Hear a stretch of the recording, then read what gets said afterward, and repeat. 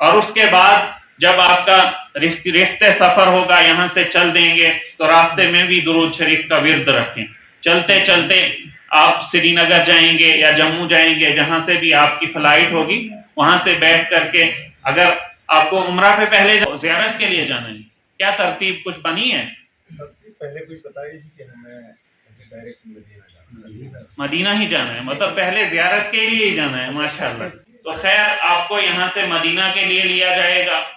راستے میں اپنے کسی جاننے والے کو، اگر عالم ساتھ میں ہو تو اس کو اپنا معلم بنا لیں، اگر عالم ساتھ نہیں ہو تو جو جاننے والا ہے اس کو معلم بنا لیں، اور اپنے علماء کے ساتھ رابطے میں جو جاننے والا. دیکھو یہ پہلی بار جا رہے ہو نا آپ حج پہ، یہ بہت بڑی ذمہ ہے. انسان کو ایک مرتبہ زندگی میں حج فرض ہے.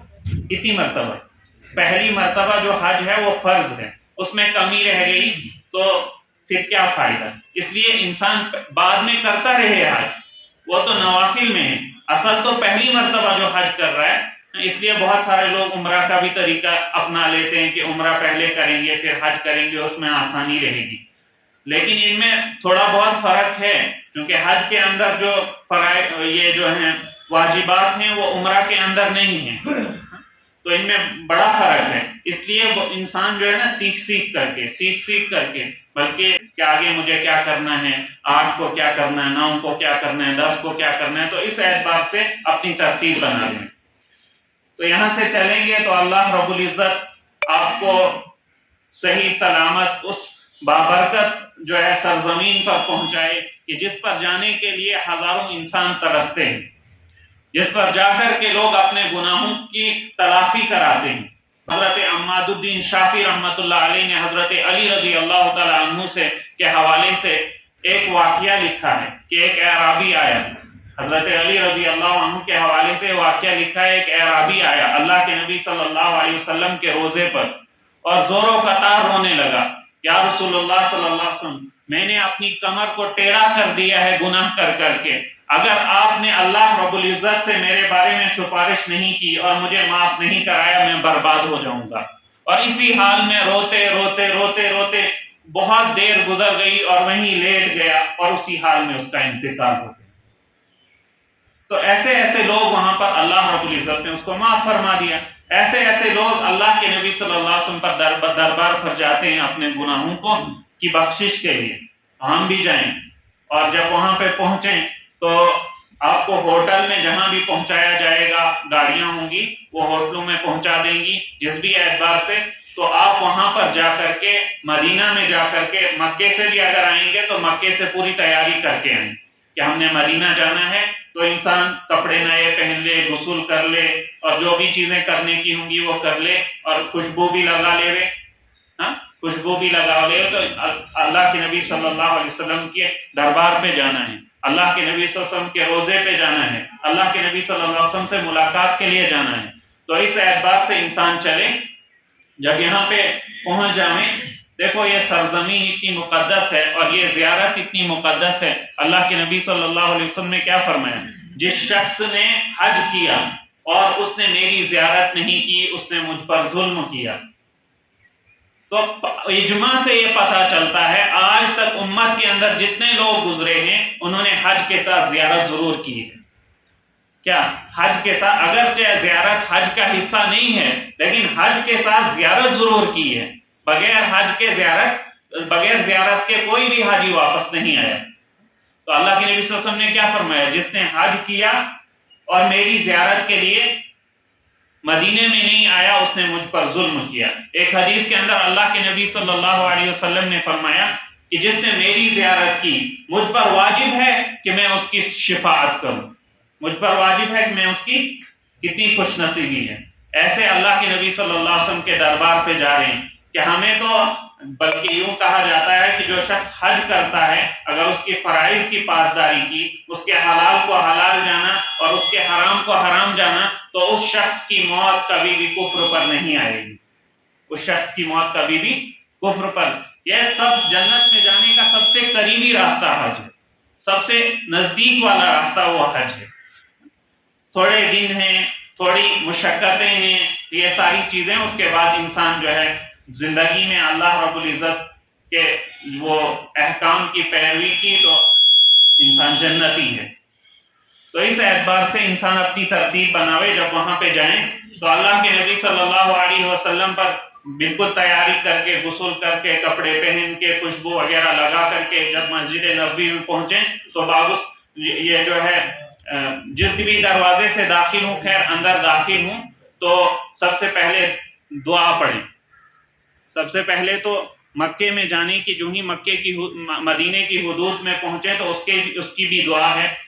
اس کی دعا یہ ہے ربی انزلنی منزلا مبارکا وانت خیر المنزلین لا حول ولا قوة الا باللہ ربی ادخلنی مدخل صدق واخرجنی مخرج صدق واجعلنی من المسلمین. تو ایسی دعائیں ہیں. بلکہ انسان یہ کشمیری میں بھی کہہ سکتا ہے کہ یا اللہ یہ امن کا شہر ہے، سلامتی کا شہر ہے، تیرے نبی صلی اللہ علیہ وسلم کا شہر ہے، تو نے کئی گنہگاروں کو یہاں آ کر کے امن دیا ہے، میں بھی تجھ سے امن چاہتا ہوں.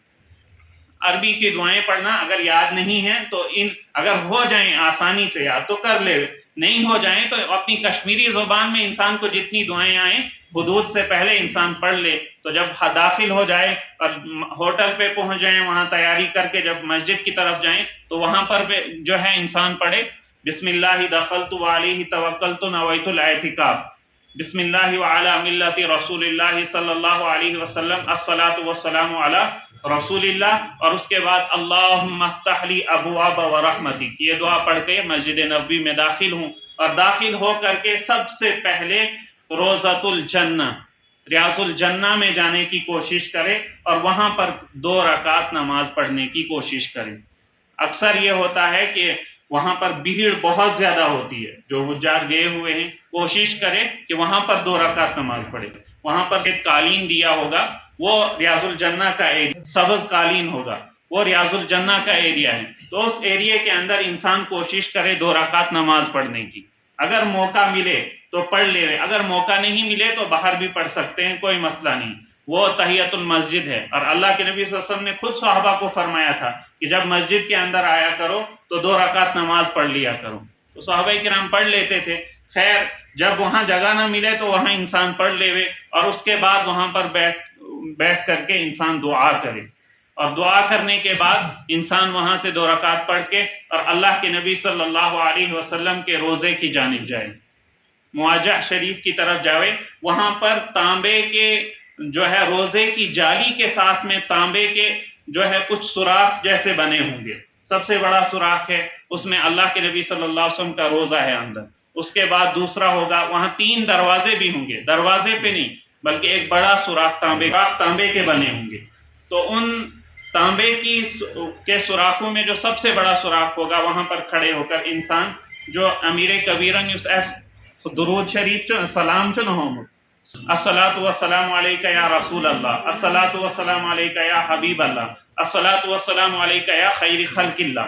تو وہ پڑھے اور پھر اللہ کے نبی صلی اللہ علیہ وسلم کے ساتھ ایگریمنٹ کر لے. ایگریمنٹ کیا کروں کہ کل قیامت کے دن جس وقت اللہ کے نبی اے پیارے حبیب، جس وقت اللہ کے سامنے کل قیامت کے دن دربار لگے گا، منافقین اور مشرکین کو الگ کیا جائے گا اور مسلمانوں کو الگ کیا جائے گا. اے میرے حبیب میں تیرے سامنے کلمہ پڑھتا ہوں، میرا گواہ تو رہنا. اور وہاں پر انسان کیا پڑھے؟ کلمہ شہادت، اشہد ان لا الہ الا اللہ وحدہ لا شریک لہ واشہد ان محمدا عبدہ ورسولہ. اے نبی صلی اللہ علیہ وسلم کل قیامت کے دن شفاعت کرنے کے لیے تو اپنے امتیوں کو کی شفاعت کرے گا. میں تیرے سامنے آیا ہوں مسلمان ہو کر، تیرے سامنے توبہ کر کے آیا ہوں. اے میرے حبیب میری شفاعت کل قیامت کے دن کرنا. تو اسی اعتبار سے انسان آگے بڑھے. آگے ابو بکر صدیق رضی اللہ تعالی عنہ کا کیا ہے، وہ بھی اسی تانبے کا، لیکن وہ تھوڑا چھوٹا سا ہوگا. وہاں پر بیٹھ کر کے جو ہے انسان حضرت ابو بکر صدیق الصلاۃ والسلام علیک یا امیر المؤمنین ابی بکر الصدیق رضی اللہ تعالی عنہ. تو پھر دوسرا سوراخ ساتھ میں ہوگا، وہاں پر الصلاۃ والسلام علیک یا امیر المؤمنین عمر بن الخطاب رضی اللہ عنہ. اسی اعتبار سے سلام پیش کرے اور پھر واپس آئے. جتنی دیر وہاں ہو سکے انسان کھڑے ہو کر کے بیٹھ کر کے دعائیں کرے. ٹھیک ہے. جو جتنی وہاں تو ویسے بھیڑ بہت ہوتی ہے، وہاں موقع نہیں مل سکتا ہے، لیکن جتنی دیر راتوں کو اگر انسان جاوے تو رات کو موقع مل سکتا ہے. تو اس کے لیے بڑا کام یہ کرنا پڑے گا، کھانا کم کرنا پڑے گا اور مسجد نبوی کے اندر ڈیرا لگانا پڑے گا. تو پھر جا کر کے وہاں موقع ملے گا. انسان جتنی دیر وہاں گزارے خوش نصیبی ہے اللہ کے نبی صلی اللہ علیہ وسلم کے روزے پر. تو بار بار جاویں مسجد نبوی کے اندر. اب جو ہے جب اس سب سے فارغ ہو جاویں، دعائیں کریں، وہاں اللہ کے نبی صلی اللہ علیہ وسلم کے پاس بار بار جایا کریں، سلام پیش کیا کریں. جو ہے چونکہ ہمارا، میں نے پہلے کہہ دیا، ہمارا عقیدہ کیا ہے؟ اللہ کے نبی صلی اللہ علیہ وسلم قبر اطہر کے اندر زندہ ہیں، اور اللہ کے نبی صلی اللہ علیہ وسلم اپنی قبر سے جواب بھی دیتے ہیں. کیا دیتے ہیں؟ جواب بھی دیتے ہیں. لیکن ہماری وہ وسعت نہیں ہے، ہمارے اندر وہ شعور نہیں ہے، وہ اعمال اس طرح کے ہمارے نہیں، ہم نہیں سن پاتے ہیں. ٹھیک ہے، لیکن دیتے ہیں. تو اللہ کے نبی صلی اللہ علیہ وسلم کو اپنا گواہ بنا لیں. اس کے بعد یہاں سے چلیں. تو جب یہاں سے چلے، نمازیں پڑھنے کی مسجد نبوی کے اندر فضیلت. اللہ کے نبی صلی اللہ علیہ وسلم نے فرمایا کہ جس شخص نے میری اس مسجد کے اندر یعنی مسجد نبوی کے اندر ایک نماز پڑھی، اس کو 1000 نمازوں کا ثواب دیا جائے گا. یہ بخاری شریف کے اندر 1000 نمازوں کا ثواب مسجد نبوی کے اندر. یہ بخاری شریف کے اندر روایت ہے. لیکن ایک روایت ابن ماجہ کے اندر ہے سوائے حرم کے. ایک روایت ابن ماجہ کے اندر ہے. اللہ کے نبی صلی اللہ علیہ وسلم نے فرمایا کہ جس نے میری اس مسجد کے اندر ایک نماز ادا کی، اس کو 50,000 نمازوں کا ثواب ہے. تو کتنی خوش نصیبی ہے، ایک نماز کا بدلہ 50,000. ہوٹلوں میں بغیر کسی وجہ کے انسان نماز نہ پڑھے. ہاں، مرد حضرات مسجد کے اندر نماز پڑھیں. عورتیں اگر ہوٹلوں کے اندر پڑھیں گی ان کے لیے بہتر ہے کہ وہ ہوٹلوں کے اندر ہی نماز پڑھیں، چونکہ ان کو ساتھ ساتھ چلاؤ گے تو اس کا نتیجہ کبھی گم ہو جائیں گی، کبھی کیا ہوگا، نہ خود سے سکون سے چلو گے، کبھی نقصان ہوگا. اس لیے کوشش کیا کرے انسان کہ خود مرد حضرات مسجد نبوی کے اندر ڈیرا ڈال کے نماز پڑھنے کی کوشش کریں، اور اللہ کے نبی صلی اللہ علیہ وسلم کے دربار میں بار بار جانے کو اپنے آپ کو خوش نصیبی سمجھیں. وہاں جتنی دیر نمازیں ہو سکیں. بلکہ اللہ کے نبی صلی اللہ علیہ وسلم کی ایک اور حدیث ہے. اللہ کے نبی صلی اللہ علیہ وسلم نے فرمایا کہ جس شخص نے 40 نمازیں مسجد نبوی کے اندر پڑھی، جس شخص نے 40 نمازیں مسجد نبوی کے اندر پڑھی، اس کو اللہ رب العزت 3 پروانے عطا کرتا ہے. کتنے پروانے؟ 3. ایک تو منافق نہیں مرے گا، دوسرا اللہ کا عذاب نازل نہیں ہوگا، اور تیسرا جہنم سے بری ہوگا. ٹھیک ہے، تو اس اعتبار سے وہاں پر 40 نمازیں پڑھنے کی انسان کوشش کرے. اور یہاں سے جب یہ ساری چیزیں، پھر اس کے علاوہ کچھ زیارتیں ہیں وہاں پر. سب سے پہلی زیارت ہے کہ وہاں جنت البقیع ہے. کیا ہے؟ جنت البقیع ایک قبرستان ہے جس میں 10,000 کے قریب صحابہ مدفون ہیں. تو وہاں پر انسان جائے. وہاں پر کتنے بڑے بڑے حضرت عثمان غنی خلیفۃ الرسول ثانی عثمان غنی رضی اللہ عنہ مدفون ہیں. اور اللہ کے نبی صلی اللہ علیہ وسلم نے فرمایا بقیع کے جو ہے بقیع کا سردار، جنت البقیع کا سردار حضرت عثمان ہے. تو جب بھی وہاں پر جائیں حضرت عثمان کی جو ہے قبر اطہر پہ ضرور جائیں.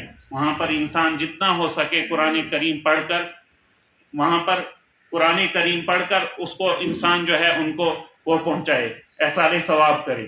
اس کے بعد وہاں حضرت فاطمہ بھی ہیں، آپ کے اہل بیت میں سے بہت سارے حضرت یہ ہے حضرت خدیجۃ الکبریٰ بھی غالباً یہیں پہ ہیں. اس کے علاوہ حضرت عائشہ یہاں پر ہیں، حضرت سودا ہیں، حضرت زینب بنت خزیمہ ہیں، حضرت زینب بنت جہش ہیں، اور اس کے علاوہ بہت ساری ازواج مطہرات ہیں. ان کے علاوہ جو ہیں یہاں سے اس میں بار بار جا کر کے اپنی خوش نصیبی سمجھیں. یہاں سے نکلیں تو دوسری جگہ یہاں پر احد بھی ہے، احد کا پہاڑ ہے.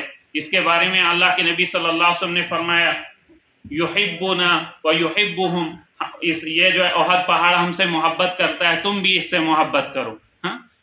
یہ ہم سے محبت کرتا ہے اور ہم اس سے محبت کرتے ہیں. تو اسی احد پہاڑ کے بغل میں یہاں پر غزوہ احد بھی ہوئی ہے، وہاں پر وہ قبرستان بھی ہے. وہاں پر سید الشہداء حضرت حمزہ رضی اللہ عنہ حضور صلی اللہ علیہ وسلم کے چاچا، وہ مدفون ہیں. تو اس اعتبار سے انسان وہاں پر جا کر کے بھی ان کے لیے بھی قرآن جتنا ہو سکے پڑھے، اپنا معمول بنا لے، تلاوت کا معمول بھی بنا لے. تو وہاں پر جا کر کے ان کو بھی جو ہے پیش کریں. اس کے بعد جو ہے مسجد قباء جو ہے ایک مسجد ہے, اس کے اندر جا کر کے انسان جو ہے 2 رکعت پڑھے. اللہ کے نبی صلی اللہ علیہ وسلم نے فرمایا جس شخص نے اس مسجد قباء کے اندر 2 رکعت نماز پڑھی اس کو عمرہ کا ثواب ملے گا, اتنا ثواب ملے گا گویا کہ مقبول عمرے کا ثواب ملے گا. اس کے علاوہ مسجد قبلتین, یہ مسجد وہ ہے کہ اس میں 2 محراب بنے ہوئے ہیں, ایک محراب ایک دائیں جانب ہے ایک بائیں جانب ہے. تو یہاں پر اللہ کے نبی صلی اللہ علیہ وسلم نے جو ہے نماز پڑھی ہے.